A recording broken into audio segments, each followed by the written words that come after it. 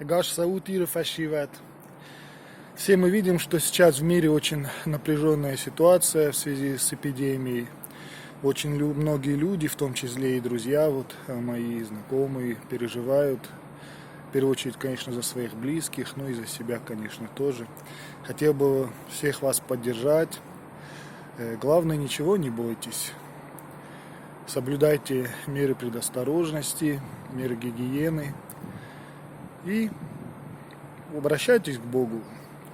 Хосау Аусадаруны, Малы Куфтар, Коше. Нет, наверное, ни одного дома в Осетии, среди Остин, в котором бы человек не молился.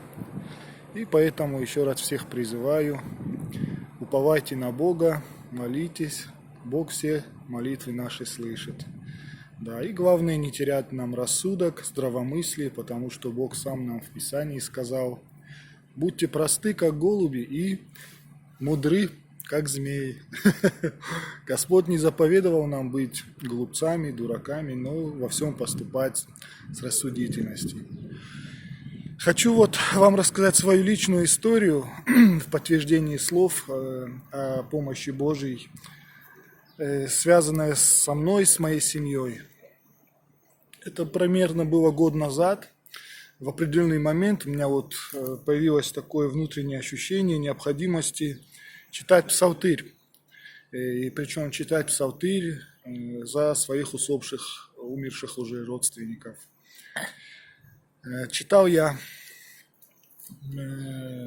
что в ночное время молитва больше угодна Богу. Она имеет, если так можно выразиться, большую силу. И с Божьей помощью стал молиться. Я по ночам вставал и читал по одной кафизме из псалтыря. Через какое-то время я стал замечать, что дети просыпаются, и у них поднимается температура, и их рвет, они вырывают. И независимо от того, в 12 часов ночи я просыпался, в час, в 2, в 3 вставал на чтение псалтыри, неизменно они тоже начинали температурить и вырывать. Потом какое-то время это все утихло. Спустя какое-то время опять стало повторяться, и уже моя супруга мне говорит: что ты за молитвы такие читаешь, от которых детям плохо. Я немного смутился от этих слов, конечно, и я это сам тоже замечал.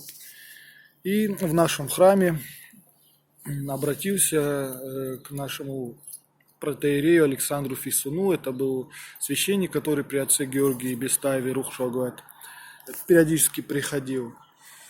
У него был большой опыт, он книгу также написал о благотворном влиянии псалмов.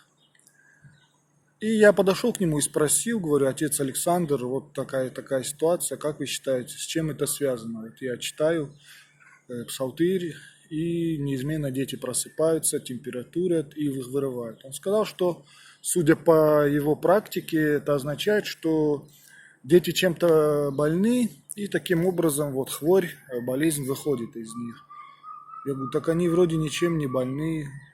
Он говорит: бывают такие скрытые болезни или скрытые фазы, протекающие незаметно. Я говорю: а что же они, одновременно, что ли? Они, говорю, одновременно вырывают и температуру. Он говорит: получается, что так. Больше, мол, ничего не могу сказать. Я принял его ответ, продолжил чтение псалтыри, потом все опять улеглось. И каково же было мое удивление, когда спустя какое-то время, небольшое время,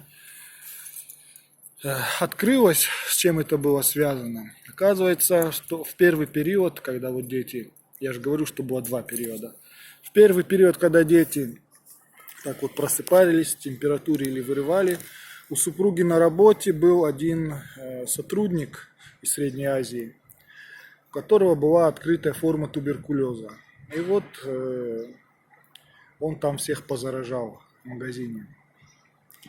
И таким образом чтение псалмов и молитвы за усопших по псалтыре воздействовали благодатно на мою семью, на моих детей. А второй период, когда они вырывали, просыпались, это был тоже связан с тем, что приехали родственники супруги моей, муж и жена, и у этой женщины тоже был туберкулез. Они это скрыли, приехали, у нас жили около месяца в комнате, в другой комнате, ели из одной посуды. И ее в итоге забрали тоже в больницу с открытой формой туберкулеза. И вот именно в эти два периода мои дети температурили, когда я читал по ночам, именно в это время псалтырь вырывали, и таким вот образом Господь помогал, указывал, что если мы обращаемся к Богу, молимся за своих умерших родственников, то они на том свете просят за нас. И так все дружно мы справляемся с проблемами и со своими невзгодами. Так что я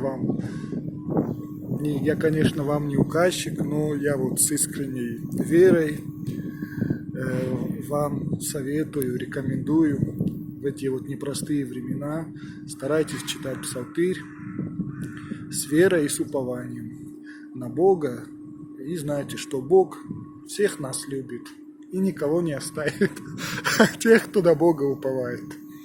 Да. Любите друг друга, уважайте, старайтесь в это непростое время сохранить человеческий облик.